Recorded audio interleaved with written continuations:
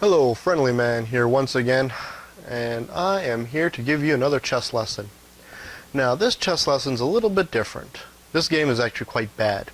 Bad on both sides. We made tons of mistakes. But that's a good thing for you guys because you get to learn from my mistakes. Okay? Show you where I went wrong and show you the ideas. But this game is not interesting because where there was lots of mistakes, this game was very interesting not because what happened on the board, what was happening off the board. And that's why it was very interesting.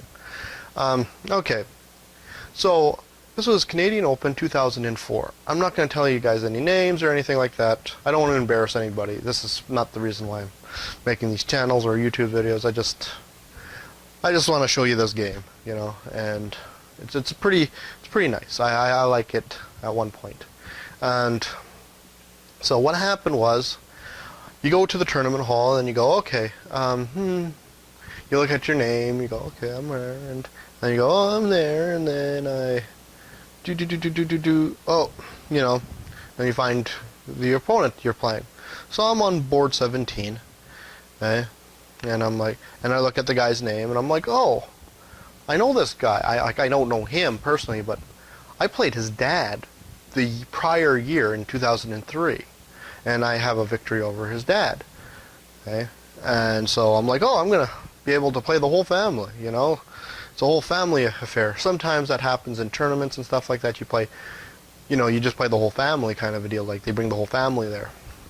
And so that's pretty neat. So I'm walking to the tournament hall, to the tournament room and stuff like that where we play chess. And there's two of my friends, not just one, but two of my friends, and this guy says, hey, does anybody know Sean? You know, and of course that's me. So, I'm like, oh, my ears are burning. Are you Sean? I'm like, yeah, I'm Sean. I'm gonna crush you. You're no good. And I'm like, okay, why do you think that? Oh, I'll destroy you in your Sicilian. You don't know anything about chess. I'm like, oh, what? Don't think so. Like, I know how to play, you know. Your Sicilian's going down. I'll even show you the line that I'm gonna crush you in. Eh? And then at this time, my friends are just cracking up, laughing. They're just like, they're like just going, just laughing. First thing is, I don't play Sicilian. I never play C5. Eh? I'm an E5 player, so they knew I'm not gonna play Sicilian. And so I said, okay. So I kind of excused myself and I go outside. Everybody heard that. Like, the whole chess room heard that. And everyone went outside to tell me this. Pretty much everyone was like, I don't care if you win, lose the tournament, whatever, but the one thing you have to do in this tournament is beat this guy and deflate him. You know, I said, he's a higher rated player than me. He's, you know, he's a 1703. I'm not too sure, but I'll give it my best, you know. Oh yeah, beat him. You gotta beat him, you know. So I said, okay, I'll try. And now I do want to let you know this. Okay, this is not what happened, but I do know a little bit of his backstory after I start talking to some other people. He's a young player, and he was in the juniors. Like, he's not a young player now, you know. That happened in 2004, so he must be an adult by now. But back then he was a junior finalist, and so he played like really good players, you know, in his junior finals, and you know, getting a 1700 when the bar is set at a high rate, you know, it's hard to do. It's hard to get your rating that high when everybody's around you are also like sharks. And so it's very hard for him to, you know, so his arrogance is a little bit justified, but not to that level. Like, not to start screaming and yelling at me, you know what I mean? You should have been like, oh, you Sean? Oh, hi. Good, we're gonna have a game together. Nice meeting you, you know. But this guy, he just went crazy. I'll beat you, you know. I was like, oh. Now, what you guys don't know is I'm also a junior. I'm a junior finalist, and I have never won the juniors, but I've, you know, I have gone all the way up to the toppest of lines, you know what I mean, to the top, playing the best of best. But the difference is, you know, he was playing guys that are rated like 2,000, 2,100. Don't get me wrong, 2,000, 2,100s are very strong players, you know. Me, on the other hand, when I was going through the juniors, there was a guy named Mark Bluestein. Now, Mark Bluestein, he was 2,300 at the time when I was going through him, but now everybody knows Mark Bluestein as Grandmaster Mark Bluestein. Okay? Now, I met Mark Bluestein when he was, you know, going through the ranks. You know, it's like, okay, expert, check. Master, check. International master, check. You know, it's like... And, you know, I didn't play him when he was a Grandmaster, but I did play him, you know, when he was a 2,300. So, there's two different calibers here, you know. I'm from the old, you know, where, like, the players was just tougher, you know what I mean? You know, all 2,300s, you know, all masters, right? And he's fighting nothing but experts, 2,100s and 2,000 rated players. Very strong players, don't get me wrong, but it's just two different calibers, you know. Let's just say his caliber's a 44, mine's a 57, you know. And it's not 50 meg, you know, but it's, you know, it was a, you know, no Grandmasters, but, you know, still, this is very powerful stuff here. Like, we're dealing with very powerful players. And I did all right with them, you know, I held my own. So, but it toughened me up and made me a stronger player. So, now, you see how this game goes. Oh yeah, I just also want to mention too about this is, okay, yeah, he's rated 1703, okay? Now, I was rated around 1400, that's my real rating, but my active rating at the time, and I played a lot more active chess back then, and that's like 30 minutes or less.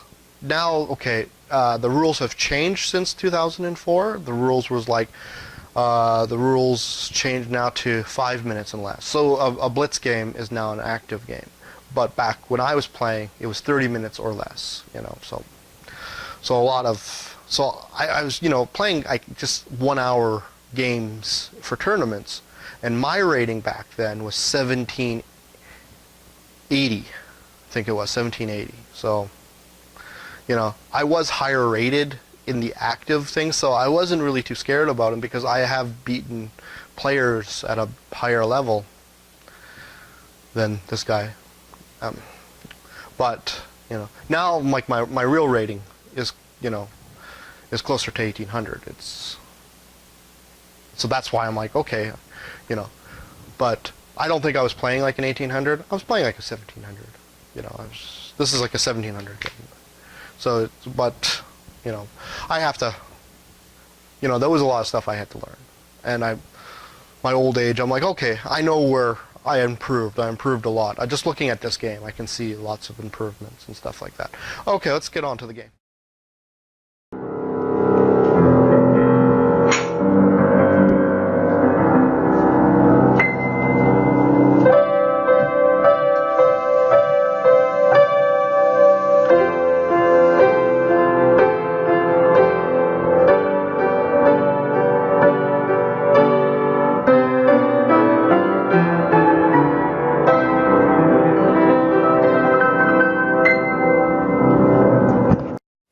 Okay, so he plays e4, and now c5 is Sicilian. So so he says he's going to crush me in my Sicilian. Of course, I don't play Sicilian, you know. I don't. But what I did was, I wasted a couple minutes and I hovered my hand over the piece. You know, oh, am I going to play it? Oh, I don't know what. Should I play it? Hey, hovering, just hovering, and then I played this. You know, he smiled at me, like he knew I was just taunting him, taunting him, and a little bit of mocking too. Okay, so he plays here.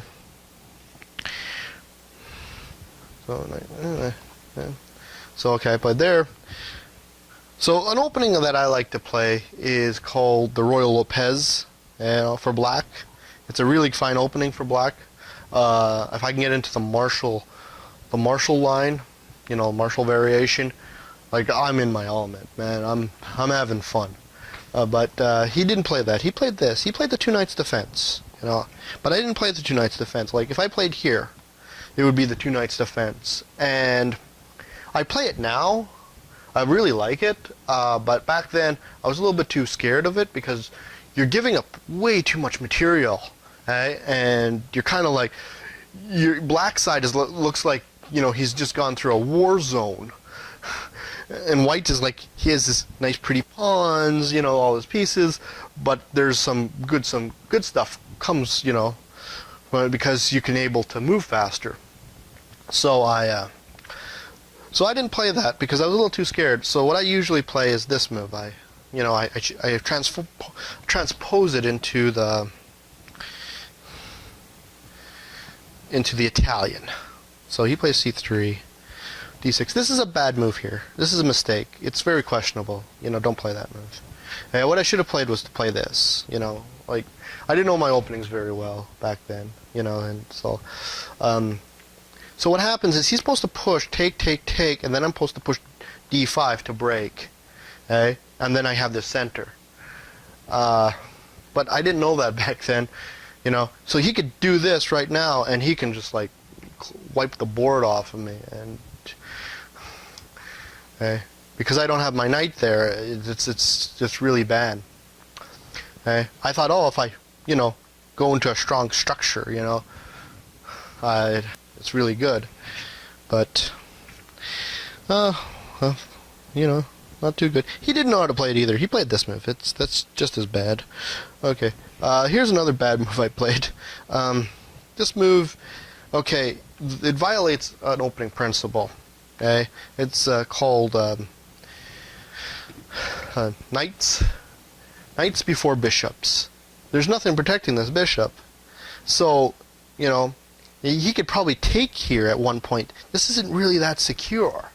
Okay, he's able to sacrifice in some situations in these positions, and now in this one you can't. But this is something I would have to think about. You know, but he doesn't know these lines either, so it's not, you know, that's okay. But now I've seen these lines, you know, I've seen them like where this is just, you know, like, oh, that's some bad news right there. Okay, so he gets himself out of the pin. Now I play knight a5 here to fork. If he takes here, I just move my king, and then he might lose his queen. Okay, and then this thing's like Grand Prix because he can't move anywhere on this this line without him moving his bishop. So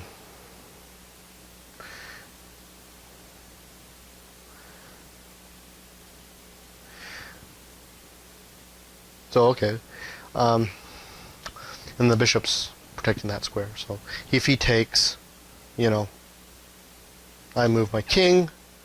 If he moves his queen here, I move my pawn there. Okay, and wherever he moves his queen now, I get the bishop by taking with the king.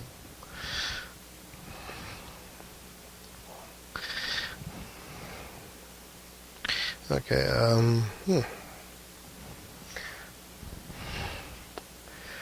So he says, I'm going to try to pick up the knight. Check, and pick up the knight. Of course I saw that, so I decided to play this. I block with the pawn. Okay, so he plays, wait, I jumped him here. Check. Block with the pawn. Oh yeah, he plays this. He plays the,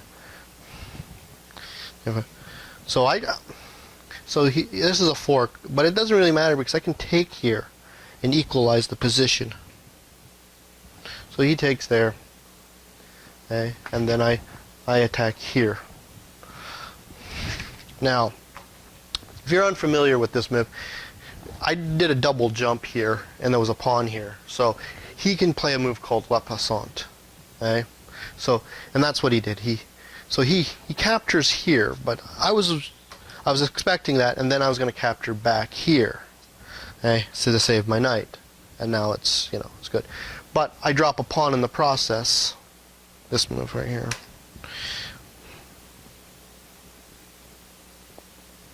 Okay. Now, I take here to, what's it called? No way, I'm in check.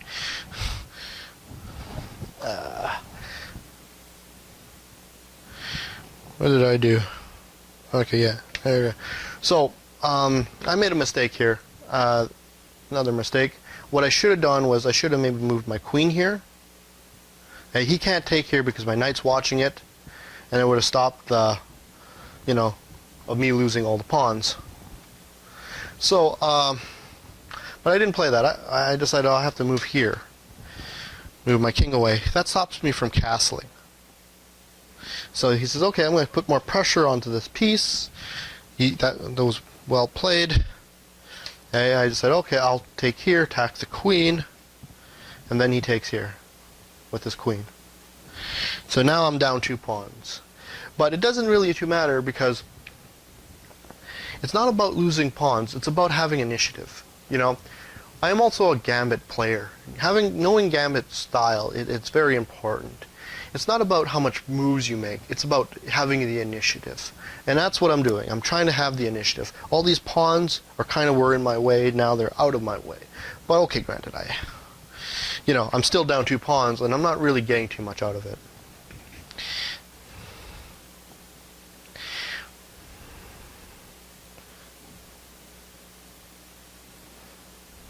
Okay. Now I take here.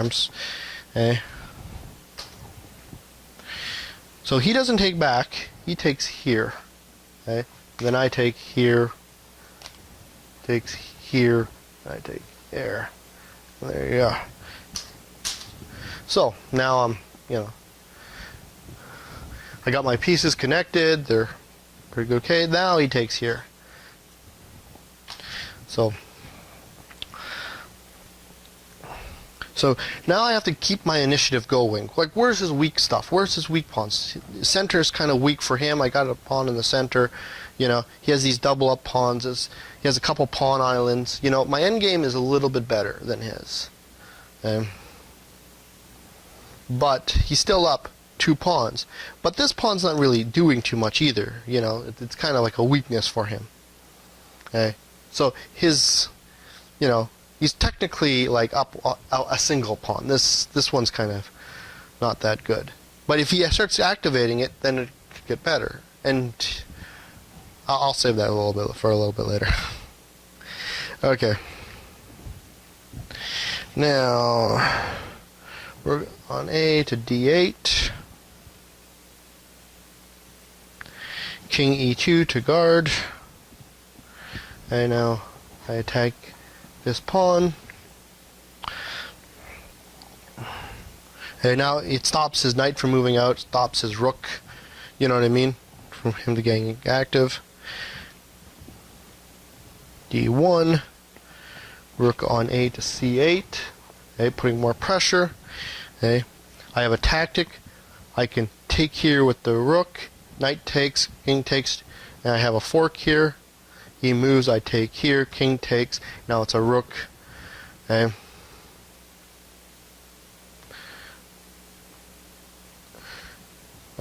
It's a rook on rook, and then I can capture here, winning my extra pawn back. And then maybe even taking here and here, it's like, and now I'm really cleaning up. So he has to get get a little. So he says, I can't allow that to happen, I have to move this pawn. So I play C5, do a little bit more protection. He plays A3 here. Rook D4. So now I'm, really attacking that. Knight C3. Rook on C to D8. Now I'm really putting some more pressure on there. Now D5. He's attacking. Rook on. I can't take here. He has too many people guarding it at this point, so it's not really a good option right now. I would rather want to take with my knight. So the rook on 4 goes all the way back here to guard this pawn, and that pawn is very important. Okay. Rook d2, he's doing a rook lift. He wants to put more pressure on there. Now I play a6 here. This is a mistake to play a6. Okay. Now it's ready. I am ready to do my break. Okay. I can capture here. Okay. Rook on a to d2. So he goes here, and then now I have this check. Okay. And king e1. And this is good for black.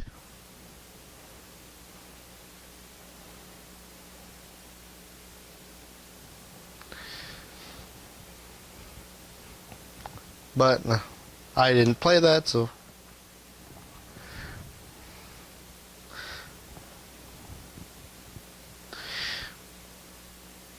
okay.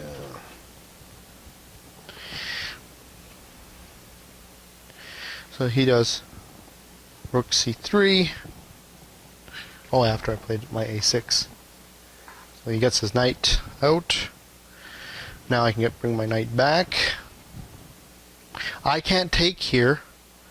Okay? If I take with the knight or whatever, what happens is he has this check. And it's a trick, you know. I got this. Why he has a check on me? I can't take this. It's a so.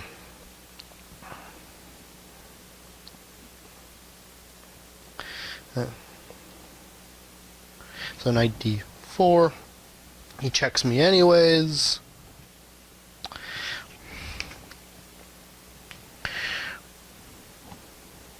King d6. Now I went here. I didn't want to go here because, you know, he has like other checks and stuff like that. You know, I don't want to give him options. Okay, now f4. Now he's starting to get these pawns active and moving. So, okay, I got to get my pawns active and moving too. Yeah. So okay, he captures here. I capture back. Okay, d4. Boom. Okay, he's still coming after me. Okay, rook b8. Okay, there. He captures here. My king captures. Okay. Rook on a to a1. Okay, this is where he really makes a mistake. He takes an active piece and he puts him in the inactive position. Yeah, he's guarding his knight, but he also gives me checks. Okay, so this is really bad for him. What would be better to play for him would have been to play knight d4 and not allow me to have the check and still have this active piece, because as soon as this guy moves somewhere or something, he can, you know, run to this side. Okay, but he didn't do that, so.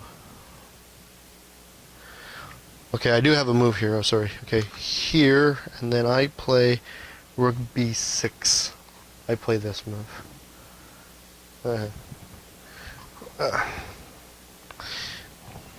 But that's not what he played. Okay, so I took advantage. Okay, so he played here. This is a mistake. So I played check.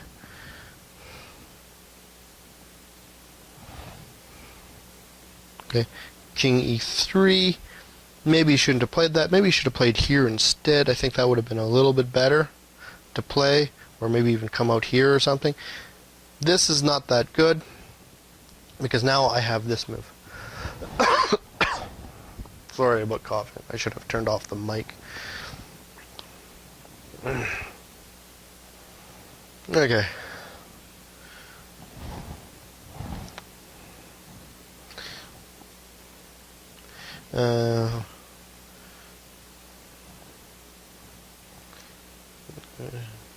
Oh, okay.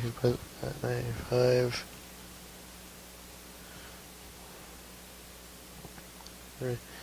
Now, a5. Now it's stopping him from going into that square. c3. I don't think he should have played c3 here. Maybe he should have got his rooks more active. Okay, c3. Okay. Now I'm able to capture here. Go put my rook here.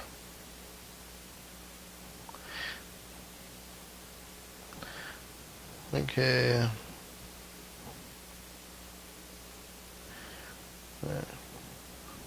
So rook c1 would have been a better move. Don't worry about the pawn. Okay.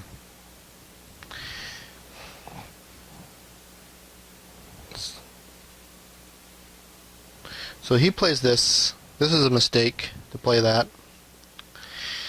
Okay, because he didn't see the tactic that I had here. And because he didn't see the tactic, I was able to start winning at this point. This is where it starts to change. Like there's a seed tide, you know, coming in. And it's like, okay, you know, I was losing, now I'm winning. And it's like, great. Okay. So if you want, you can pause the video here and look for the X-clam, the grid move here. And if you don't, okay, here's the move. Now, you know, you think, oh, I'm going to move my rook back, but I can actually capture here. Check. Okay. He can't capture back because this is pinned. So okay, he goes to f2. Okay. Now, because I'm not pinned anymore, I have to move again. Check.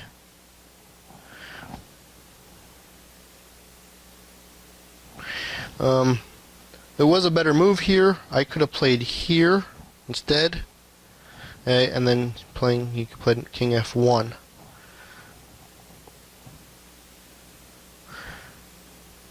Then rook takes f4 here, and then I'm winning again. Like okay. I got all the pawns. You know, it's like all the center pawns. You know, I'm up pawns. Like now I'm up a pawn. You know.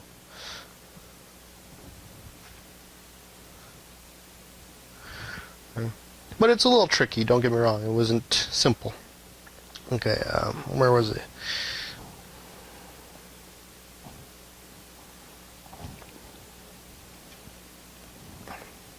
Okay, d2 check.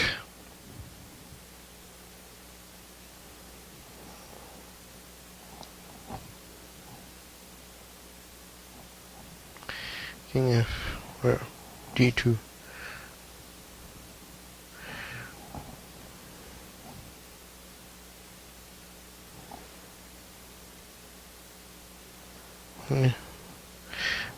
Oh, I check him here. That way. Okay. So like I said, there was a better move. I could have just captured there. Okay, he goes here. Okay, rook f4 check there. Okay. I know I played that move eventually. Okay, king g3 here. Okay, h5. And now, this is where he made a mistake. He should have played here. And I would have lost the knight. He played here instead. He was worried about that check. Then I played here. Okay, now he sees this move. But it's already too late. Okay. I see something here. I see something really far in the position. Now this is where I make a little bit of mistake. What happens is I should be like an actor sometimes. You know what I mean? It's like talking like in a Shakespearean play. You know, it's like to be or not to be. That is the question. Isn't it more noble to be in your mind? You know, Hamlet. It was always my favorite scene in Hamlet. Okay. I should have like slapped my forehead and said, oh, I dropped a knight, and then just move here.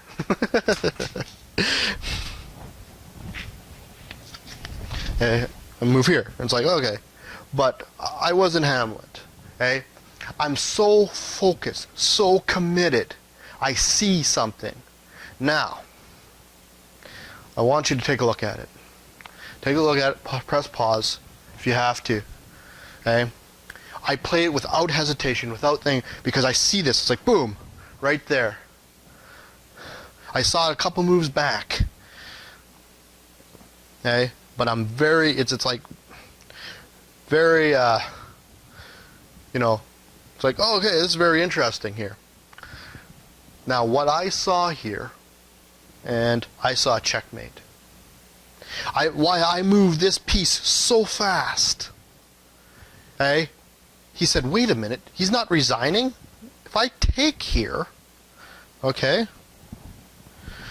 if I take here, then what do I, you know, like, he's down a knight. He has no advantage. Actually, I do have an advantage because of the forced checkmate.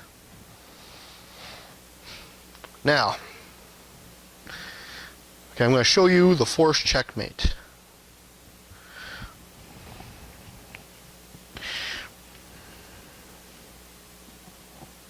Okay. G takes F4, check. King H3, only move. Okay, he can't go down because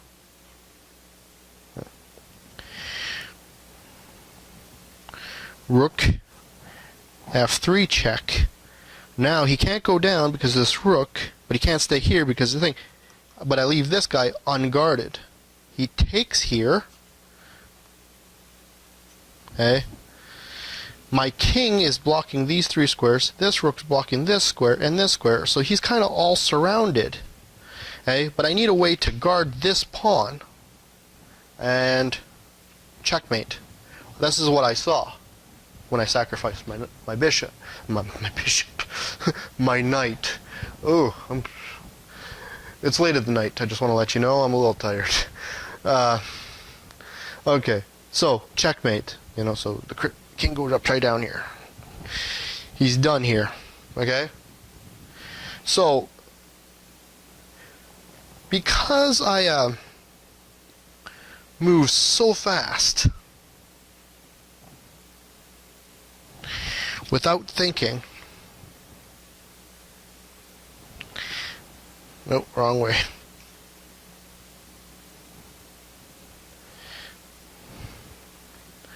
Okay, is this the position?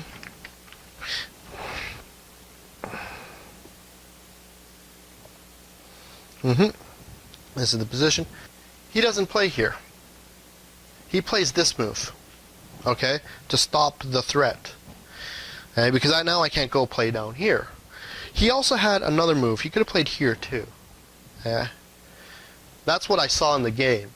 But the last couple days, looking at this game, he actually had another defense. And this defense is like huge. You know, and if he found this defense instead of playing here, this was a worse move. He played a pretty bad move. He could have played here, check. And this ruins the whole game for me. Because now the knight doesn't work. My king is not in the right square to support the rook. Okay. And it's pretty bad. But he didn't see that. Oh wait, this thing's here. So he didn't see that. You know, he didn't see this check. He should have. So he had a good move. Okay. Now, because he played here, there's another checkmate here, and this is why this game is beautiful. Okay, so go ahead and press pause again to look at see if you can find it. Okay, I hope you found the right move. Now, because the knight I'm able to move, that's check. Puts him here. Okay, one more move for mate. And this is why it's so beautiful, is because it's a pawn mate. Checkmate. A lonely pawn. Checkmate's the hit. And it's kind of like it's like the icing on top of a cake. You know, he was very crude to me in the before the tournament started. You know, before this game started, I meant to say. And, you know, and he seemed like he was the bigger and better player, but a small little tiny little pawn was able to checkmate him. And a whole bunch of people afterwards said, yeah, that was a beautiful pawn checkmate. I really enjoyed it. And, you know, and it was kind of like, yeah, this is the icing on the cake. This is what was pretty nice about this game. And this is why I wanted to show it to you, because of this pawn checkmate. Anyways, thanks for watching this video. If you want, you're going to have chess lessons with me. There's going to be some advertisement at the end of this video. And so thanks for watching, and have a good day. Bye. Hello, my name is Sean, and I'm here to say, hey, if you want some chess lessons, I am available to give you chess lessons. If you want, there's a link at the bottom bar to check out some lessons. Or you can email me at this address right here. Thank you for watching my videos, and I hope I can give you some lessons someday.